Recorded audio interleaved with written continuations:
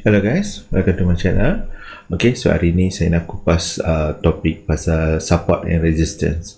Sebab saya dengar banyak soalan daripada traders baru, macam mana nak kenal pasti resistance ataupun support, ataupun macam mana nak lukis support resistance. Okay, so kita kupas topik tu dalam kejap lagi. Okay, sebelum tu jangan lupa untuk like, subscribe and then click bell icon. Okay, jom.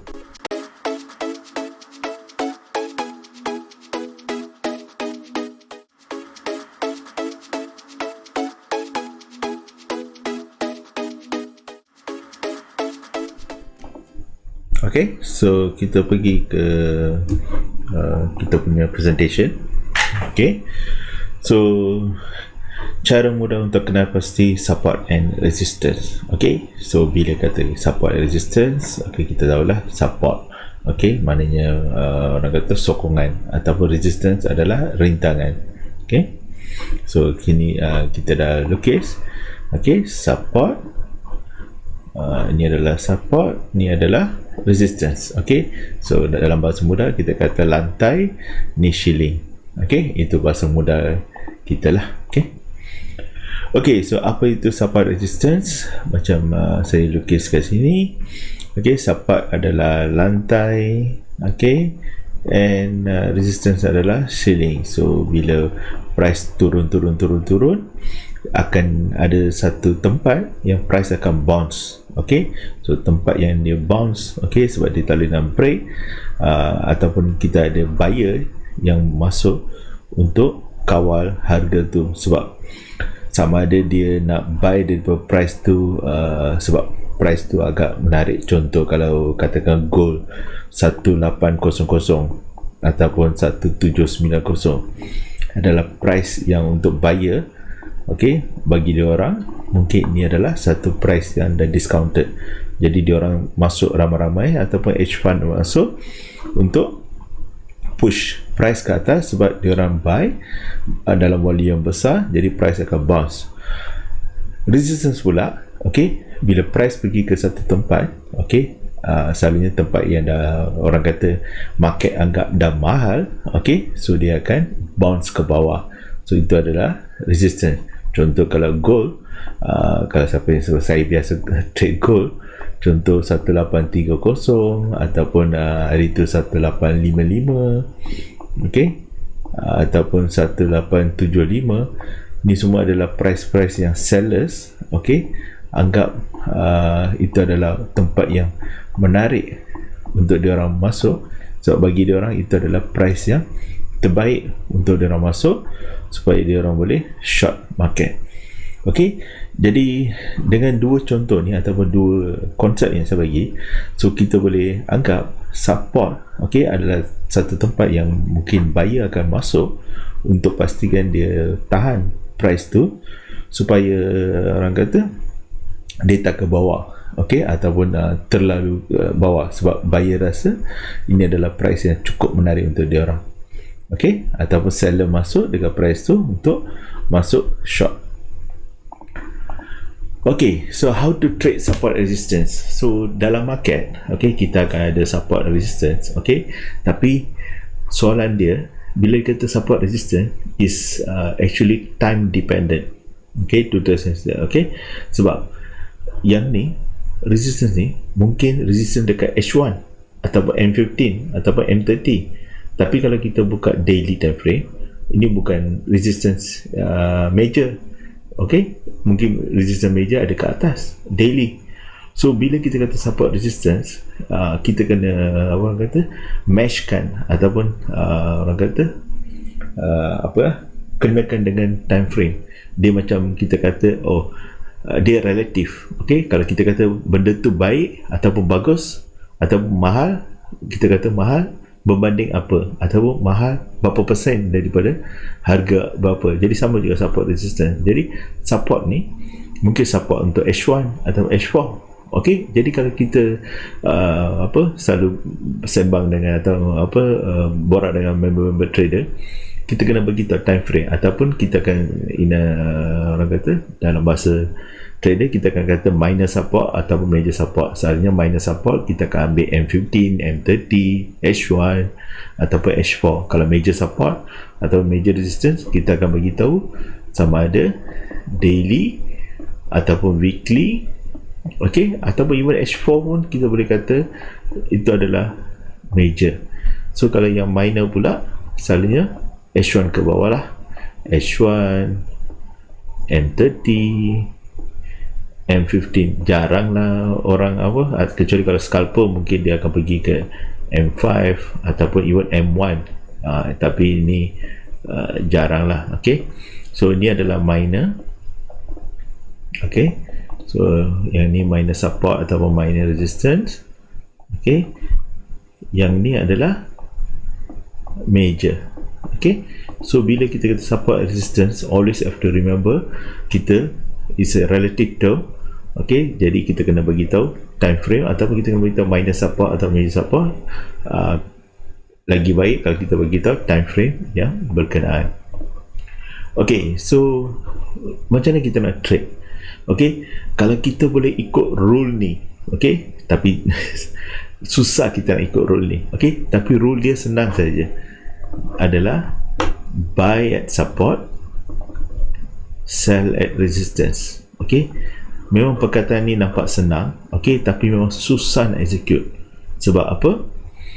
Kita tahu memang kalau biasa breakout trader lah, okay, ataupun even pullback trader, okay, sama ada breakout trader dia letak buy stop, dia akan tunggulah, dia tak nak ketinggalan, jadi dia akan ambil bahagian ni lah, okay, breakout trader. Kalau pullback trader dia akan tunggu breakout, dia tunggu pullback, dia baru masuk dekat zone ni untuk long. Okay, so sekarang ni kenapa saya kata susah? Sebab kita trader ni kita jarang nak tunggu pullback, okay, untuk kita nak buy dekat support. Sebab resistance bukan support dekat zone ni, bukannya dekat zone atas ni, bukan zone atas ni, bukan atas zone ni. Okay, jadi dia punya rules adalah buy at support. Tapi of course kita tak kata kalau you buy kat sini you akan rugi atau kita boleh buat duit. Dia ada cara lain. Sebab tu kita ada breakout trader, kita ada pullback trader, okay, kita ada momentum trader, okay, so kita ada ataupun counter trend trader, so kita ada macam-macam jenis trader. Okay, so tapi rule untuk support resistance adalah kita buy at support. Okay, so kalau kita kata buy at support, so patutnya kita tunggu dekat sini. Okay, tapi itu tak bermakna, okay, kita tak boleh buy dekat sini. Sebab apa? Katakanlah ni breakout ni dekat H4 ataupun daily, okay, so dia dah breakout, candle ni dah breakout, so kalau kita pergi dekat M15 atau M30, dia akan ada minor correction, so akan ada support yang tahan price kat sini, so you boleh masuk. Okay, so masih boleh, jadi dia tak ada salah, tak ada betul. Okay, so lepas breakout, okay, kalau bukan pullback trader dia nak ikut momentum, then you boleh tunggu sampai dia buat minor correction dan masuk sini. Tapi biasanya breakout trader dia dah masuk dah, dia dah layer kat sini dah. Okay, ini untuk yang pullback trader, sebab dia tak sanggup nak tunggu. Sebab kadang-kadang price dah naik atas lama, 2-3 hari, 4 hari ataupun seminggu, 2 minggu. Kalau ini H4 atau D1, kita kena tunggu dekat seminggu, 2 minggu baru dia datang balik kat sini. Okay, jadi kita ada penyakit FOMO, fear of missing out. Okay, so bolehlah orang kata kita tengok dekat time frame kecil, kita masuk, so kita ambil profit kat sini, itu sekali atau 2 kali, and then tunggu balik sampai ke ni resistance become support, dan kita masuk balik. So dua-dua kita boleh ambil profit. So ni adalah resistance become support. So sama juga kat sini, kalau support become resistance, ini yang kita panggil SBR. Okay, tunggu breakout dan retest dan kita masuk. Tapi ini tidak makna kita tak boleh sell kat sini ataupun kita tak boleh nak orang kata sell kat sini, okay, ataupun tunggu. So dia bergantung pada trader ataupun jenis trader you all. Okay, okay, cara kenal support resistance ataupun cara nak lukis, ini soalan yang memang popular dengan trader-trader baru. Okay, dia ada banyak cara. Okay, yang biasa adalah candlestick chart lah. Okay, so orang akan lukis support, resistance ataupun zone. Okay, nanti kejap lagi saya tunjuk. Okay, tapi kebiasaannya kita kata ni adalah resistance, ni support, price ikut trend. Okay, so kita akan ada moving average. Okay, dan kita just draw zone-zone dia. Okay, ataupun satu cara lain, line chart. Line chart biasa kita akan cari V untuk support dan A untuk resistance lah. Ini untuk support. Okay, ini untuk support, ini untuk resistance, A dengan V. Okay, dia orang akan cari turning point. Okay, dia ada satu lagi, ini mungkin tak berapa popular, tapi professional trader dia akan guna ni lah, Renko chart. Okay, saya dulu masa awal saya guna ni, tapi sekarang saya dah tak guna dah. Okay, lepas tu ada macam-macam cara. Kita boleh guna trend line, kita boleh channel, kita boleh guna Bollinger Bands dan custom indicators. Okay, so ada macam-macam. Okay, so kita tengok candlestick chart ni yang biasa trader akan guna. Okay, so kita nampak bila ada candlestick, dia akan nampak ke mana ada macam ada U-turn ataupun rejection, dia orang akan lukis line-line macam ni lah, ataupun zone. Okay, sama ada you boleh ambil daily punya time frame dan you lukis pakai warna lain, weekly pakai warna lain, hourly pakai warna lain, 4 hour pakai warna lain. Jadi yang penting you cari dia punya U-turn point ataupun berapa kali dia reject. So kurang-kurangnya at least 2 kali lah ataupun 3 kali yang paling bagus. Macam ni dia dah reject, katakan kat sini dah touch, cuma close kat sini, ataupun dia touch close kat sini, touch kat sini at least 3 kali. Ini adalah satu U-turn point lah. Okay, macam ni. So kita cari dia punya point dia. Macam ni kita cari point dia, kat sini kita cari point dia. Ada yang suka cari dekat close body, ada yang suka cari dekat orang kata shadow. Okay, tapi selalunya kita tak berapa kisah sangat sebab SNR ni selalunya zone, dia bukan single price. Jadi sama ada you lukis kat sini atau you lukis kat sini, bagi saya tidak, orang kata berapa penting atau signifikan, sebab selalunya SNR ni zone. Okay, we always have to remember price bukan reject pada satu price. Okay, of course kalau kat sini dia satu price lah. Okay, kat sini dia satu price dia reject. Tapi kalau kita tengok dekat time frame yang kecil-kecil ataupun ni, kita akan nampak dia macam zone. Sebab tu ada orang suka buat macam sebagai zone. Okay, ini adalah buy zone. Contoh macam ni dia akan ambil, ini adalah buy zone. Macam ni dia akan ambil contoh sell zone. Okay, jadi kita biasakan SNR ni kalau boleh zone instead of single price. Okay, so ini yang tadi saya kata, kalau boleh kita lukis sebagai zone, not as a single price lah. Ini yang typically trader akan buat. Okay, kita akan lukis sebagai zone, mungkin daripada candle close kat sini sampai ke candle close day, kita nampak macam ada zone. Okay, macam ni kita nampak low daripada situ dengan low daripada sini, nampak macam ada support, dan kita akan lukis macam ni. Kita nampak ada support. Okay, lepas ada support, jadi kita akan macam ada 2 support. So instead of draw 2 line, kita draw zone. Okay, so ada juga cara instead of horizontal, dia boleh jadi channel pun boleh jadi juga. Okay, so kita boleh lukis channel, kita just sambungkan orang kata low daripada semua at least 3 ataupun 2, dan kita just sambungkan. Okay, yang paling cantik 2 lah at least minimum. Tapi kalau yang strong at least ada 3 atau 4. Macam ni kita tahu dia adalah strong support. Okay, line chart. Line chart, kita tukar candle ke line chart, kita akan nampak macam ni bentuk A dengan bentuk V, bentuk A, bentuk V. So basically bentuk A adalah resistance, bentuk V adalah support. Okay, so agak mudah, rasanya ramai trader guna teknik ni. Cuma saya nak highlight satu benda. Okay, so bila pakai line chart, remember ini adalah close candle price.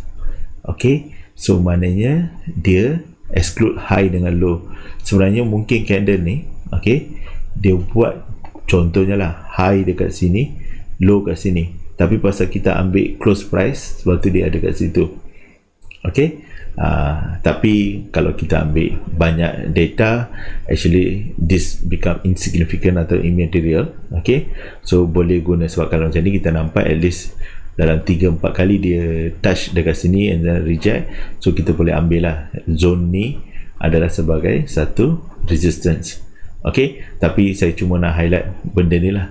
Kalau siapa yang pakai line chart, so basically it's only specify the candle close price, dia exclude high dengan low. So kadang-kadang kalau ada shadow yang panjang, okay, dia exclude lah. Tapi kalau banding dengan tadi candlestick chart, at least kalau you sambung, kalau katakan high dengan high, so you akan nampak mungkin dia punya support resistance ni mungkin jadi lain. Mungkin dia punya resistance instead of kat sini, kejap saya klik sini, so mungkin dia akan jadi dekat sini. So mungkin kat sini zone resistance, ataupun instead of kat sini jadi zone support contohnya. Okay, sebab kita ambil dekat shadow, tapi yang ni pasal kita ambil dekat close. Okay, itu yang saya nak highlight. Okay, so ini Renko chart. Renko chart a bit technical, tapi apa yang kita nak just ingat adalah dia a bit orang kata time independent. Okay, so basically dia kadang-kadang untuk gerak 10 pip atau 20 pip, dia boleh ambil contoh 20 jam ataupun 2 hari. So dia tak kira yang tu, dia just tengok bila ada candle orang kata penuhi kita punya kriteria. Kadang-kadang kita ambil 10 sen ataupun 15 sen untuk satu blok, so kita akan nampak lah. So macam ni price dia dah turun, so ini adalah satu support, ini adalah satu support yang kuat. So kita boleh lukis horizontal line, ini adalah satu support, satu support, satu support, then this will be a resistance. Okay, so ini adalah satu resistance. So ini pun satu cara, tapi jarang kita guna. Okay, tapi some professional traders dia guna Renko lah untuk dapat SNR, sebab dia filter out noise. Okay, and we can clearly see the trend. Okay, tapi kalau kita tak biasa, I think simple candlestick ataupun line chart will do instead of Renko chart. Ni Renko chart ni selalu orang pakai dalam time frame yang besar, daily, weekly, monthly. Okay, okay, ataupun kita boleh pakai maybe Bollinger Band. Jarang orang guna Bollinger Band sebagai support resistance, but actually top BB will be your resistance, low BB will be your support, or even mid BB depending where you are will be your support, or it might be a resistance. Macam ni, kat sini dia support, kat sini adalah resistance. So you boleh guna ni, tapi in principle top BB adalah resistance, low BB adalah support, mid BB can be a resistance or support depending where the candle sits. Okay, okay, and you also can use a trend line. Okay, this is one of the techniques saya pun guna, sebab saya nampak trend line, because horizontal line zone is a static support resistance. Trend line atau channel is a dynamic support resistance, so you can have a combination of it, or you can get a confluence. Contoh zone sini, okay, katakan sini ada satu trend line resistance, at the same time contoh kat sini pun ada horizontal, then you know this is a strong resistance. Ataupun kat sini katakan ada trend line, okay, and at the same time ada horizontal line punya support, then this will be a strong support. Okay, so you can use a mixture of trend line and horizontal. Okay, ataupun kita boleh guna custom indicators. Ada banyak dekat luar, okay, sama ada dekat MT4, ada program yang boleh buat indicator yang boleh pakai zone, contoh untuk zone resistance ataupun zone support. Okay, ataupun dekat trading view ada beberapa indicators, you guys can use it, so dia dah clearly draw depending on which time frame you nak guna. Okay, so the point I want to highlight dalam chart ni adalah kadang-kadang kita lukis horizontal line ataupun support resistance, kadang-kadang dia menjadi terlalu cluttered. Okay, too many lines, orang kata disturb our focus. So kalau boleh jangan buat macam ni lah. Okay, kalau boleh just keep major support, major resistance, major support, maybe major resistance, that's all. Try to avoid minor ni, okay? Sebab kalau tidak, kadang-kadang you ingatkan ni adalah satu support yang kuat tapi tiba-tiba dia break. Okay, macam ni susah, kita pun sebagai manusia susah, as a trader susah nak tahu di mana support, unless you have a very sharp eye lah. Okay, trader baru biasa buat ni. Sebab saya dulu pernah buat macam ni sampai saya lukis even dekat H1, M30, M15, M5 pun saya lukis support resistance. Then after that saya orang kata delete semua sebab saya tak boleh nak orang kata I always make a wrong choices bila saya draw macam ni. Okay, so this is a mistake you guys should avoid. Okay, so that's all. To earn more, you must learn more. Okay guys, so have a great day. Okay, don't forget to like, share and subscribe.